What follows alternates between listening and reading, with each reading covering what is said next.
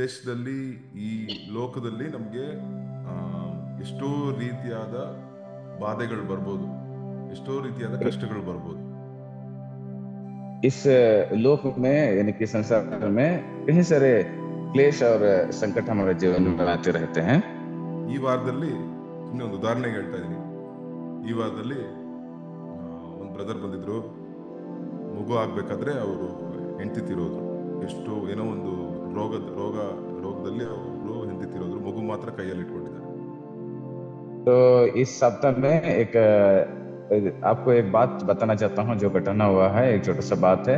इस सप्ताह में एक भाई आए तो उन्होंने अपना दुख बताया कि जैसे जैसे वो डिलीवरी होने वाला था तो उस वक्त में उनकी पत्नी मर गई और हाथ में केवल बच्चा को लेके मेरे पास आ गए. ಆಮೇಲೆ ಇನ್ನೊಂದು ಕಾರ್ಯ, ಇನ್ನೊಂದು ಬ್ರದರು ಬೇರೆ ಹಾಸ್ಟೆಲ್, ನಮ್ಮ ಹಾಸ್ಟೆಲ್ ಅಲ್ಲ, ಬೇರೆ ಹಾಸ್ಟೆಲ್ ಓದ್ದವರು. ಎಷ್ಟೋ ಮನ ಸಂಕಟದಿಂದ ಕೆಲವು ಕಾರ್ಯಗಳು ಅವ್ರ ಲೈಫಲ್ಲಿ ಸಂಕಟದಿಂದ ತುಂಬಾ ಒಳ್ಳೆ ಕೆಲಸ ಇದೆ, ಬಟ್ ಅಂದ್ರೆ ಲೈಫ್ ಎಲ್ಲ ತುಂಬಾ ಸಂಕಟ, ಮನಸ್ಸಿನ ಸಂಕಟ ಜಾಸ್ತಿಯಿಂದ ಅವ್ರು ಬಂದಿದ್ರು. तो एक और भाई आए थे, वो हमारे हॉस्टल के नहीं है बल्कि वो दूसरे हॉस्टल में रहने वाले एक दूसरा संस्था के हैं.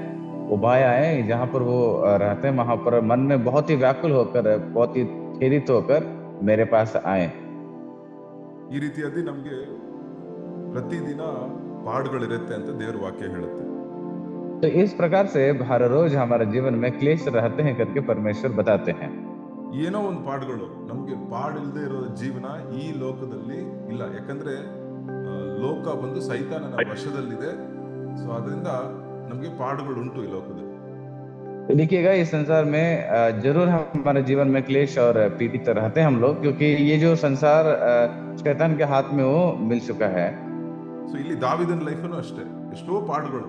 ಅವನನ್ನು ದೇವರು ಬಂದು ಅವನು ಅರಸನಾಗಿ ನೇಮಿಸಿದ್ರು. ಬಟ್ ಅಂದ್ರೂ ಎಷ್ಟೋ ಪಾಠಗಳನ್ನು, ಎಷ್ಟೋ ಕಷ್ಟಗಳನ್ನು, ಬೀದಿ ಓಡ್ತಾ ಇದ್ದಾರೆ, ಊರು ಓಡ್ತಾ ಇದ್ದಾರೆ, ಬಚ್ಚಿಟ್ಕೊಂಡು ಓಡ್ತಾ ಇದ್ದಾರೆ. ಈ ರೀತಿಯಾಗಿ ಜೀವನನೇ ಓಡೋ ಜೀವನ ತರ ಆಗೋಗಿತ್ತು ದಾವೀದನಲ್ಲಿ ಜೀವನ. तो दाऊद के जीवन में भी इस प्रकार से बहुत बड़ा एक क्लेश आया था. उसका जीवन ऐसे हो गया था, इतना तकलीफ उसके जीवन में आया तो वो भागना पड़ा, जंगल में जाना पड़ा और रास्ता में गली में उसको दौड़ के अपना जान को बचाने के लिए वो चल पड़ा. उतना बड़ा क्लेश उसके जीवन में आया था. ಇವತ್ತು ಒಂದೇ ಒಂದು ಕಾರ್ಯ ನೋಡ್ತೀವಿ. ಈ ದಾವೀದನು ಬರೆದ ಕೀರ್ತನೆ ತನ್ನ ಸ್ವಂತ ಜೀವನದ ಅನುಭವವನ್ನೇ ಅವ್ರು ಬಂದು ಒಂದು ಕೀರ್ತನೆಯಾಗಿ, ಹಾಡಾಗಿ ಬರೆದಿದ್ದಾರೆ. तो ये जो अभी हम ध्यान करने वाले हैं, दाऊद ने अपना जीवन के एक अनुभव को एक गीत के समान उसको यहाँ पर प्रस्तुत करने का हम देख सकते हैं. ಆ ಹಾಡಿನ ಮೂಲಕ ಒಂದು ಹಾಡಿನ ವಾಕ್ಯಗಳನ್ನು ಡೈಲಿ ನಾವು ಧ್ಯಾನ ಮಾಡ್ತಾನೆ ಇದೀವಿ. 8 ವಚನ ಧ್ಯಾನ ಮಾಡ್ತಾ ಇದೀವಿ. ದೊಡ್ಡ ಹಾಡು. ಈ ಹಾಡಿನ ಲಿರಿಕ್ಸ್ ಅನ್ನು ನಾವು ಧ್ಯಾನ ಮಾಡ್ತಾ ಇದೀವಿ. ಈ ಲಿರಿಕ್ಸ್ ಅಲ್ಲಿ ಒಂದು ಕಾರ್ಯ, ಒಂದು ದಾವೀದನ ಜೀವನದ ಬಗ್ಗೆ ನಮಗೆ ಗೊತ್ತಾಗುತ್ತೆ. तो ये बहुत बड़ा एक गीत है और हर रोज हम लोग 8 पद से लेकर हम ध्यान कर रहे हैं. ये दाऊद के जीवन में जो घटना बीती है वही चीज को ये गीत के अनुसार यहाँ पर प्रस्तुत किया. उसी को हम लोग ध्यान करने वाले हैं. अभी भी वही ध्यान करने वाले हैं. ಸೊ ಈ ದಿನದಲ್ಲಿ ನಮಗೆ ಕಷ್ಟ ಎಲ್ಲರಿಗೂ ಉಂಟು, ನನಗುಂಟು, ನಿಮ್ಗುಂಟು, ಎಲ್ಲರಿಗೂ ಉಂಟು. ಇಕ್ಕಟ್ಟುಗಳು ಉಂಟು, ಬಾಧೆಗಳುಂಟು. ಈ ಸಮಯದಲ್ಲಿ ದೇವರ ವಾಕ್ಯ ನಾವು ತಿರುಗಿಕೊಂಡಾಗ ಅದು ಹೇಗೆ ನಮಗೆ ಕ್ರಿಯೆ ಮಾಡುತ್ತೆ ಎಂಬುದನ್ನು ನೋಡ್ತೀವಿ. तो देखिएगा, आपको भी क्लेश है, मेरे लिए भी क्लेश है, लेकिन परमेश्वर के वचन की ओर अगर हम लोग फेर लेते हैं तो वो हमारे जीवन में कैसे बदल जाएंगे, उसी के विषय में हम ध्यान करने वाले हैं. तो 3 ಕಾರ್ಯಗಳನ್ನು ಇವತ್ತು ನೋಡೋಣ. 3 विषय को हम आज देखेंगे. ಫಸ್ಟ್ ಬಂದು ನಮ್ಮ ತಪ್ಪುಗಳ ಮೂಲಕ ನಾವು ಬಾಧೆ ಪಡೋದು. ನಾವು ಒಂದು ನಮ್ಮ ತಪ್ಪುಗಳಿಂದ ನಾವು ಒಂದು ಕಷ್ಟಪಟ್ಟಾಗ ದೇವರ ವಾಕ್ಯ ನಮಗೆ ಎಷ್ಟು ಮುಖ್ಯ ಎಂಬುದನ್ನು ನಾವು ನೋಡ್ತೀವಿ. तो सबसे पहले ये है कि हमारे जीवन में हमारे ही द्वारा बहुत सारे तकलीफें जो सामना करना पड़ता है. ನೋಡಿ, ಇಲ್ಲಿ 25ನೇ ವಚನದಲ್ಲಿ ನನ್ನ ಪ್ರಾಣವು ಧೂಳಿನಲ್ಲಿ ಸೇರಿ ಹೋಗುತ್ತದೆ. ಅಂದ್ರೆ ನನ್ನ ಪ್ರಾಣ ಬಂದು ಧೂಳಲ್ಲಿದೆ. ನಿನ್ನ ವಾಗ್ದಾನಕ್ಕೆ ಸಾರವಾಗಿ ನನ್ನನ್ನು ಉಜ್ಜೀವಿಸು ಮಾಡಿ. ಅಂದ್ರೆ ನನ್ನ ಲೈಫ್ ಬಂದು ಏನು ಇಲ್ಲದೆ ಆಗ್ಬಿಟ್ಟಿದೆ. ನಾನು ಮಾಡಿರೋ ತಪ್ಪಿಂದ ಇರ್ಬೋದು. ಒಂದು ಕೆಟ್ಟ ಕುಮಾರ ಇದ್ದ, ಅವನ ಲೈಫ್ ಧೂಳಿಗೆ ಹೋಗ್ಬಿಡ್ತು. ಒಳ್ಳೆ ಅರಮನೆಯಲ್ಲಿದ್ದವನು ಬೀದಿಗೆ ಬಂದ್ಬಿಟ್ಟಿದ್ದ. ಆ ರೀತಿಯಾಗಿ ಧೂಳಿಗೆ ಹೋಗಿತ್ತು ಒಂದು ಕೆಟ್ಟ ಕುಮಾರನ ಜೀವನ. तो यहाँ पर बताता है कि मेरा प्राण धूल में मिल गए, प्रभु तू अपने वचन के अनुसार मुझे पुनर्जीवित कर। यानी कि एक उड़ाव पुत्र के समान उसका जीवन जो है बहुत बड़े एक धूल में पड़ा हुआ एक परिस्थिति उसके जीवन में सामना करना पड़ा, उस ढंग से उसके जीवन भी था। ಸೊ ಆ ಸಮಯದಲ್ಲಿ ತನ್ನ ತಂದೆಯ ಮಾತುಗಳು ಅವನ ಜ್ಞಾಪಕ ಬಂತು. तो उस वक्त में उसके पिता के बात उस व्यक्ति को याद आ गए। ಆ ತಂದೆಯ ಸ್ವಭಾವ ಬಂದು ಅವನಿಗೆ ಜ್ಞಾಪಕ ಬಂತು.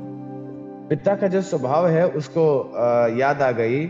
ಸೊ ನಮ್ಮ ಲೈಫಲ್ಲೂ ಅಷ್ಟೇ, ಏನಾದ್ರೂ ತಪ್ಪು ಮಾಡಿ ನಾವು ದಾರಿ ತಪ್ಪು ಹೋದಾಗ ಏನಾಗತ್ತೆ ಅಂದ್ರೆ, ನಾನು ನೋಡಿಲಿ ಕಷ್ಟ ಅನುಭವಕ್ಕೆ ಇಂತ ಮುಂಚೆ ತಪ್ಪು ಹೋಗಿದ್ದೇನೋ, ಈಗಲಾದರೂ ನಿನ್ನ ನುಡಿಗಳನ್ನು ಕೈಕೊಳ್ಳುತ್ತೇನೆ ಎಂಬುದಾಗಿ ಬರೀತಾರೆ. तो यहाँ पर देखिएगा 67वां अध्याय में बताता है कि पीड़ित होने के पूर्व में भटक गया था, परंतु अब मैं तेरे वचनों का पालन करता हूँ। ಸೊ ನೋಡಿ, ಯಾವುದಕ್ಕೆ ನಾವು ದೇವರ ವಾಕ್ಯವನ್ನು ನಾವು ಕಷ್ಟಗಳು ಬಂದಿದ್ರಿಂದ ಈ ದೇವರ ವಾಕ್ಯಗಳನ್ನು ನಾವು ಕೈಗೊಳ್ತೀವಿ. ಸೊ ಅನೇಕ ಸಾರಿ ಬಂದು ನಾವು ತಪ್ಪುಗಳನ್ನು ನಾವು ಮಾಡಿದಾಗ, ನಾವು ತಪ್ಪಾದ ದಾರಿಗೆ ಹೋದಾಗ ತಿರ್ಗಾ ನಮ್ಮನ್ನು ತರೋದು ದೇವರ ವಾಕ್ಯವಾಗಿದೆ. तो देखिएगा हमारे जीवन में अगर हम लोग भटक जाते हैं और हमें फिर से कितने भी अगर फिसल जाए, कितने भी अगर भटक जाएं, अगर परमेश्वर के वचनों को अगर हम पालन करते हैं तो फिर हम फिर से पलट के आ सकते हैं। ಸೊ ನನ್ನ ಲೈಫಲ್ಲಿ ಅಷ್ಟೇ, ಕೆಲವು ಟೈಮಲ್ಲಿ ಏನಾದ್ರು ತಪ್ಪು ಮಾಡಿಬಿಟ್ಟಿರ್ತೀನಿ. ತಪ್ಪು ಮಾಡಿದಾಗ ಅವಾಗ ತುಂಬ ಕಷ್ಟದಲ್ಲಿದ್ದಾಗ ಅನೇಕರ ಹತ್ರ ಆ ಪ್ರಾಬ್ಲಮಿಂದ ಆಚೆ ಬರೋಕ್ಕೆ ಟ್ರೈ ಮಾಡ್ಬೋದು. ಬಟ್ ಕೊನೆಯದಾಗಿ ದೇವರ ವಾಕ್ಯ ಬಂದು, ಆ ದೇವರ ವಾಕ್ಯದ ನುಡಿಗಳು ನನಗೆ ಬಂದು ಒಂದು ಆಧಾರ ಇದ್ದು ನನ್ನ ಆಚೆ ಅಲ್ಲಿಂದ ಬಿಡಿಸ್ಕೊಂಡ್ ಬರುತ್ತೆ.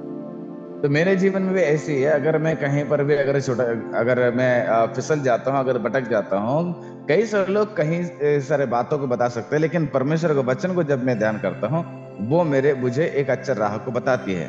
ಸೊ ನಿಮ್ಮ ಲೈಫಲ್ಲಿ ಎಲ್ಲಿ ಹೋಗ್ತಾ ಇದ್ದೀರಾ? ನೀವು ಒಂದು ವೇಳೆ ಏನೋ ತಪ್ಪು ಮಾಡಿರ್ಬೋದು, ತಪ್ಪಿನ ಪರಿಣಾಮನ ಅನುಭವಿಸ್ತಾ ಇರ್ಬೋದು. ನಾವು ಎಲ್ಲಿ ಹೋಗ್ತಾ ಇದೀವಿ ಆ ಸಮಯದಲ್ಲಿ? तो आप अपने जीवन में आप कहाँ पर जा रहे हैं, तो उसको हमें ध्यान करना जरूरत है कि आप कहाँ पर फिसल रहे हैं, कहाँ पर भटक चुके हैं। ಸೊ ನಾನೇನು ಮಾಡಿದೆ, ಈ ವಾರ ಇಬ್ರು ಬ್ರದರ್ ಬಂದಿದ್ರಲ್ಲ, ಒಬ್ರು ಬಂದು ಮನಸ್ಸು ಬಂದು ಒಡೆದೋಗಿತ್ತು, ಅವರ ಹೆಂಡತಿಯನ್ನು ಕಳ್ಕೊಂಡು. ಇನ್ನೊಂದು ಬ್ರದರ್ ಬಂದು ತುಂಬ ಮನಸ್ಸಿನ ಚಿಂತೆಯಿಂದ ಬಂದಿದ್ರು. ಸೊ ಇಬ್ಬರಿಗೂ ದೇವ್ರ ವಾಕ್ಯನ ತೆಗೆದು, ದೇವ್ರ ವಾಕ್ಯನ ತೋರಿಸಿ, ಅವ್ರ ಜೊತೆ ಪ್ರಾರ್ಥನೆ ಮಾಡಿ ಅವ್ರಿಗೆ ದೇವ್ರ ವಾಕ್ಯದಿಂದ ಆಲೋಚನೆಗಳನ್ನ ಕೊಟ್ಟೆ. तो अभी इस हफ्ते में जो मेरे पास 2 भाई लोग आए थे, एक भाई पत्नी को खोकर केवल बच्चों को लेकर बहुत ही खेदित होकर मेरे पास आए थे, और दूसरा भाई है भाई जो मन में बहुत सारे व्याकुल से भरा हुआ था। तो उन दोनों को मैंने बैठाया और उन दोनों को मैं परमेश्वर के वचन के द्वारा कुछ बातों को बताकर फिर उनके लिए प्रार्थना किया। तो उसके बाद वो चल पड़े। ಇಲ್ಲಾಂದ್ರೆ ಏನಾಗ್ತಿತ್ತು ಅಂದ್ರೆ, ಆ ಬ್ರದರ್ ಬಂದು ತನ್ನ ಪ್ರಾಣನೇ ಮುಗಿಸ್ಕೊಳ್ಳೋಕೆ ರೆಡಿ ಆಗ್ಬಿಟ್ಟಿದ್ರು. ಮಗು ಬಂದು ಬಿಡಿ ನಮ್ಮ ಅಮ್ಮ ಹತ್ರ ಕೊಟ್ಬಿಟ್ಟು ನನ್ನ ಲೈಫ್ನೇ ನಾನು ಮುಗಿಸ್ಕೊಂಡ್ಬಿಡ್ತೀನಿ ಅಂತ ಇದ್ರು. ದೇವರ ವಾಕ್ಯ ಬಂದು ಅವ್ರನ್ನ ಕಾಪಾಡ್ತು. तो क्या हो गया, अगर मैं ये सारा चीज को नहीं बताता तो वो हो सकता था कि वो लोग यही बता रहे थे कि बच्चा को मैं मेरा माँ के हाथ में सौंप कर मैं मर जाऊंगा। ऐसे प्रकार के सोच उसके पास था, लेकिन परमेश्वर के वचन को बताने के बाद वो एक अच्छे सोच विचार के साथ वो लौट गए हैं। ಇಲ್ಲಿ ನೋಡಿ, ನಿನ್ನ ಧರ್ಮಶಾಸ್ತ್ರವು ನನಗೆ ಆನಂದಕರವಾಗಿದ್ದರೆ ನನಗೊಂದು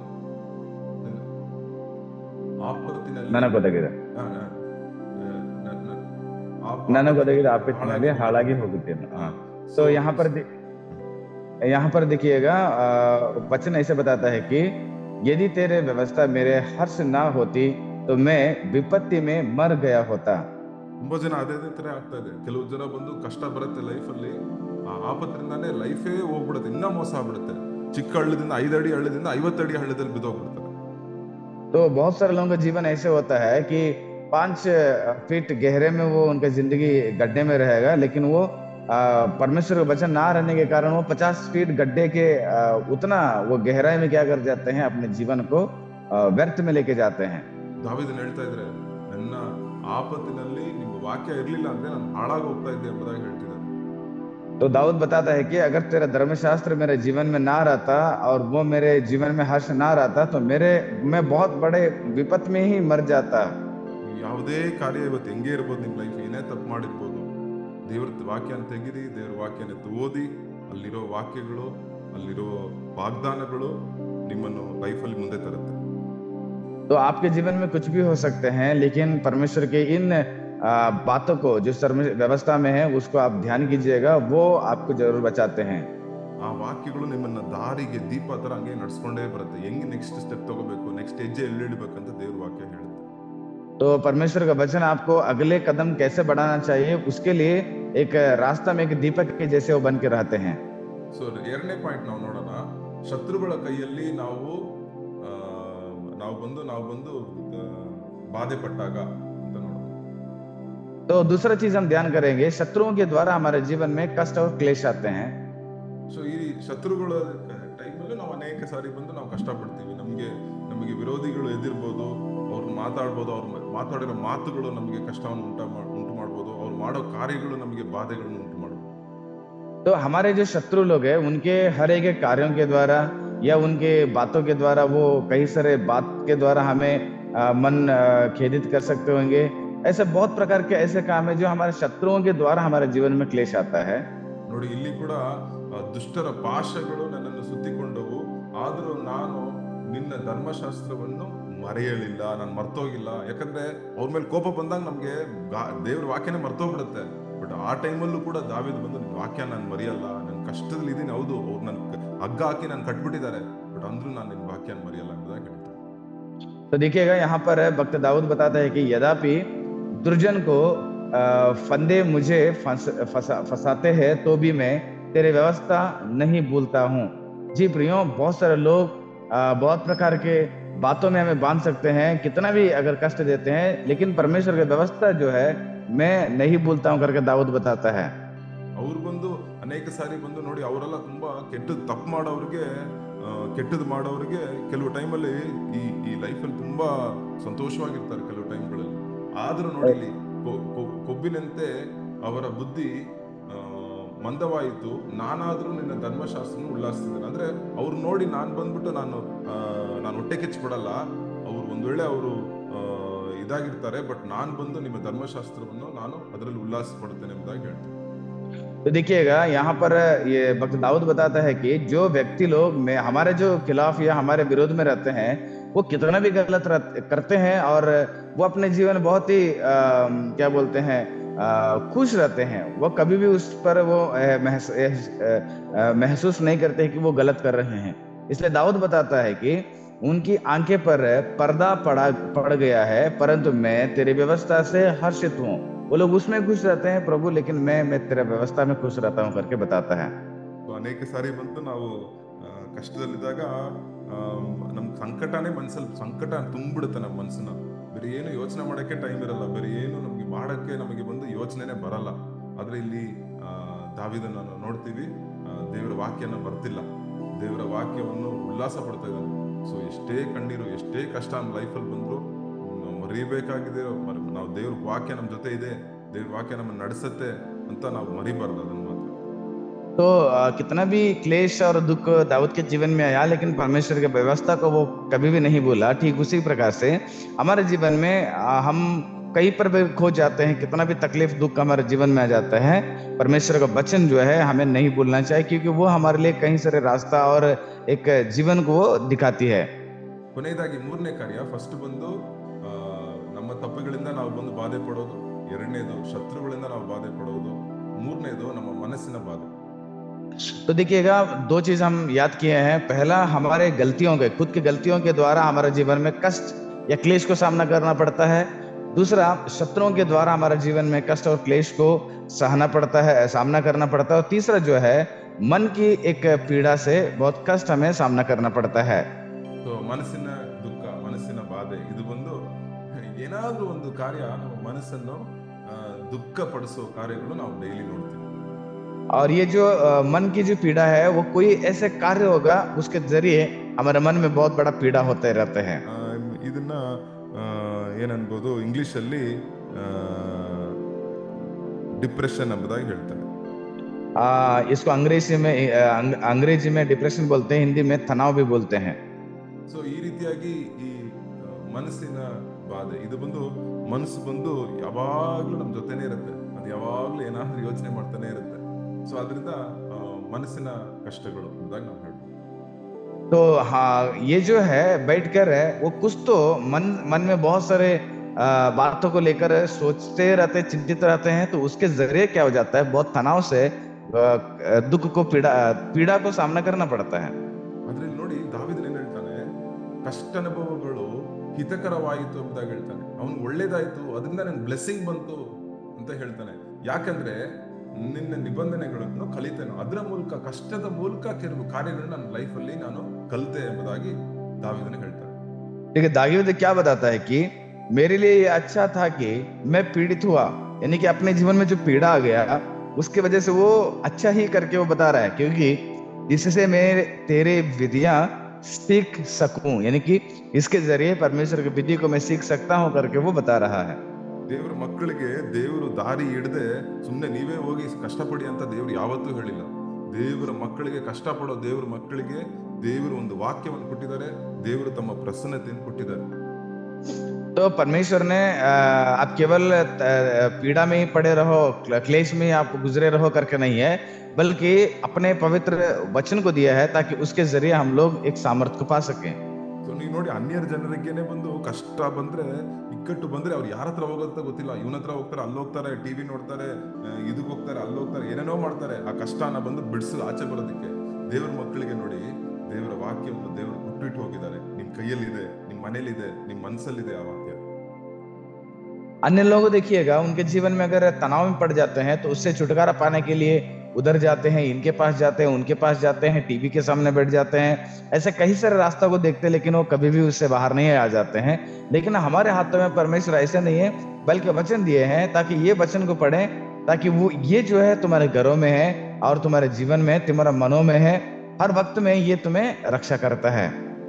ನಿನ್ನ ನುಡಿಗಳು ನನ್ನನ್ನು ಚೈತನ್ಯಗೊಳಿಸಿದೆ, ಆಪತ್ ಕಾಲದಲ್ಲಿ ಇದೇ ನನ್ನ ಆದರಣೆ ಎಂಬುದಾಗಿ ದಾವೀದನ 50ನೇ ವಚನದಲ್ಲಿ ಹೇಳ್ತಾರೆ.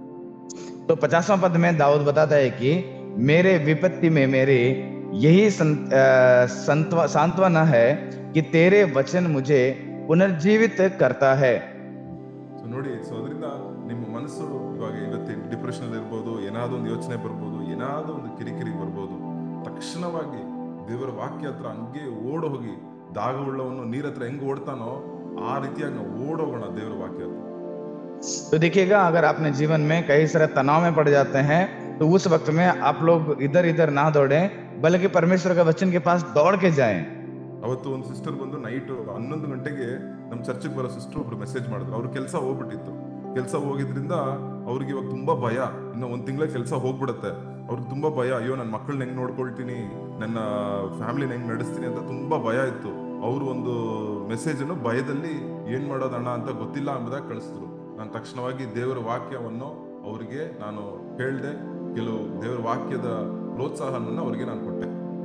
तो पिछले दिनों में एक बहन ने मुझे व्हाट्सएप किए हैं 11 बजे रात को कि मुझे 1 महीने के भीतर मेरा जो नौकरी है वो छूटने वाला है, तो अगर वो छूट जाता है तो मेरा बच्चे को, मेरा घर को कैसे पालन पोषण करने करके भयभीत होकर एक मैसेज डाले थे। लेकिन मैंने उनको उसी वक्त में परमेश्वर के वचन के साथ मैंने उनसे बात किया। ಮನಸ್ಸು ಬಂದು ಏನೇನೋ ಅಂತ ಯೋಚನೆ ಮಾಡ್ತಾನೆ ಇರುತ್ತೆ. ಮನಸ್ಸು ಎಲ್ಲೆಲ್ಲೋ ಒಂದು 100 ಕಿಲೋಮೀಟರ್ ಸ್ಪೀಡಲ್ಲಿ ಓಡ್ತಾ ಇರುತ್ತೆ ಅನೇಕ ಸಾರಿ ನಿಮ್ಮ ಲೈಫಲ್ಲಿ. ದೇವ್ರೇನ್ ಮಾಡ್ತಾರೆ, ಒಂದು ನಿಧಾನವಾಗಿ ಒಂದು ತೋಟದಲ್ಲಿ ನಡೆಯೋ ತರ ಸ್ಲೋವಾಗಿ ನಮ್ಮ ಮನಸ್ಸನ್ನು ಸ್ಲೋ ಮಾಡಿ ನಮ್ಮ ಮನಸ್ಸನ್ನು ಆಧರಣೆ ಮಾಡ್ತಾರೆ. तो मन में जो है कई सारे बातें 100 किलोमीटर तेजी में क्या करते हैं वो दौड़ते रहता है, लेकिन परमेश्वर जो है एक बगीचा में जिस प्रकार से हम लोग धीरे धीरे चलते रहेंगे उस प्रकार से धीरे धीरे हम हमारे विचारों को वो नम्र करता है। ಒಂದ್ ವೇಳೆ ನಿಮ್ಮ ಮನಸ್ಸು ಇವತ್ತು ಓಡ್ತಾ ಇರ್ಬೋದು, ಅನೇಕ ಕಾರ್ಯಗಳು, ಫ್ಯೂಚರ್ನ ಕಾರ್ಯಗಳು, ಬೇರೆ ಕಾರ್ಯಗಳ ಬಗ್ಗೆ ಓಡ್ತಾ ಇರ್ಬೋದು. ದೇವರ ಸನ್ನಿಧಿಗೆ ಬನ್ನಿ, ದೇವರ ವಾಕ್ಯದಲ್ಲಿ ನೀವು ನೆಲೆಗೊಳ್ಳಿ. ದೇವರು ಬಂದು ನೋಡಿ ನಿಮ್ಮ ಲೈಫನ್ನು, ನಿಮ್ಮ ಹೃದಯವನ್ನು, ನಿಮ್ಮ ಮನಸ್ಸನ್ನು ಗುಣಪಡಿಸುವವರಾಗಿದ್ದಾರೆ. तो हो सकता है कि आप अपने विचार को लेकर इधर उधर दौड़ रहा होगा मन आपका व्याकुल होकर, लेकिन मैं आपको बताना चाहता हूँ परमेश्वर के इस वचन के पास आइएगा, जरूर आपके लिए एक रास्ता मिल जाएगा। ಕೊನೆಯದಾಗಿ ನೋಡಿ, 3 ಕಾರ್ಯಗಳು ನೋಡಿದ್ವಿ ನಾವು.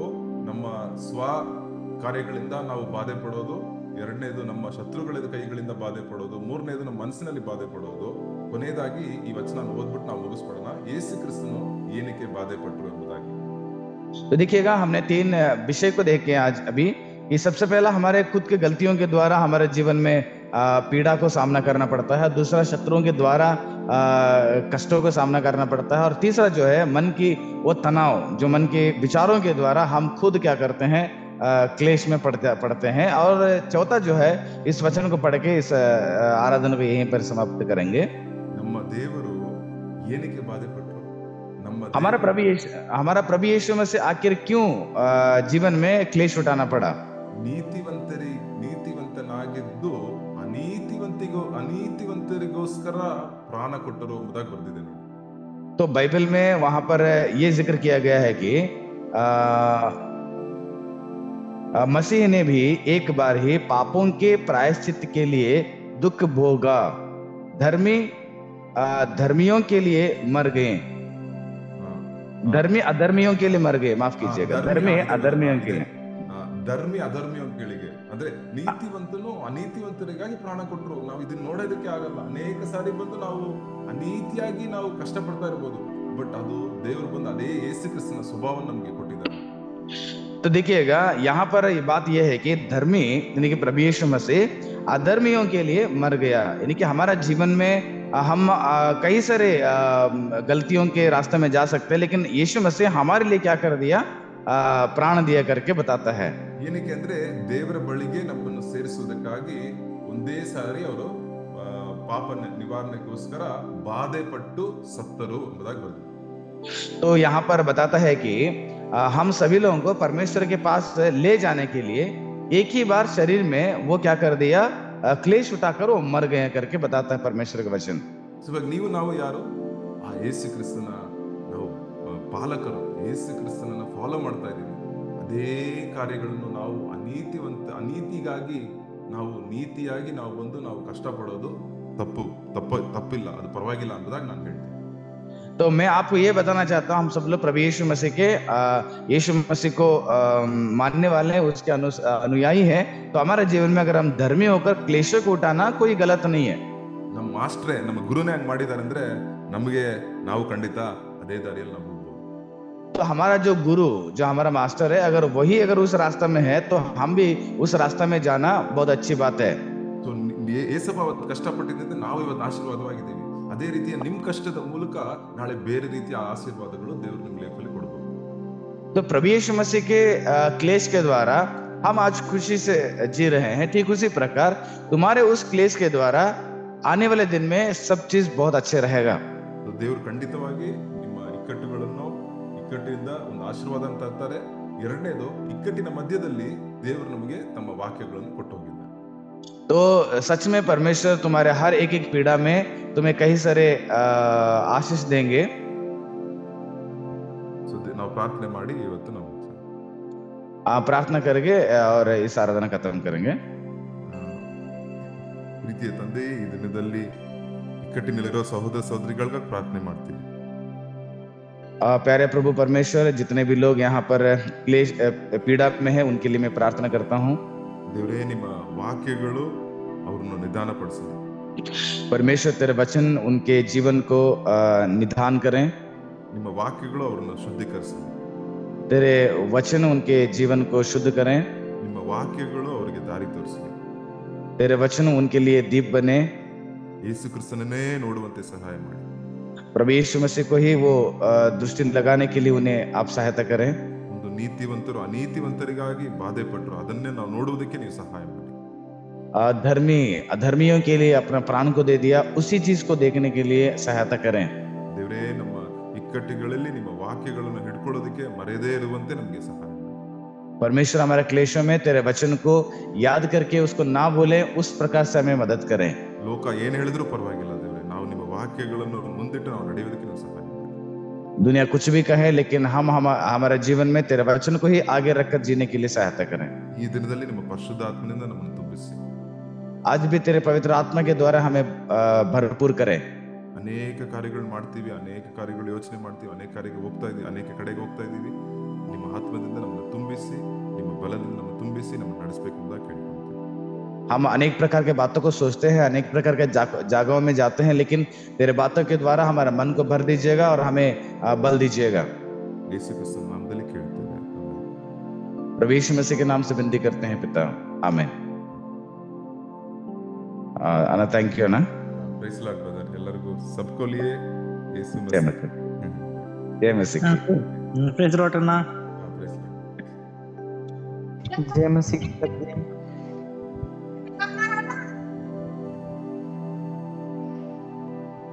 ओके, सभी को जय मसीह की। फिर हम लोग कल मिलेंगे।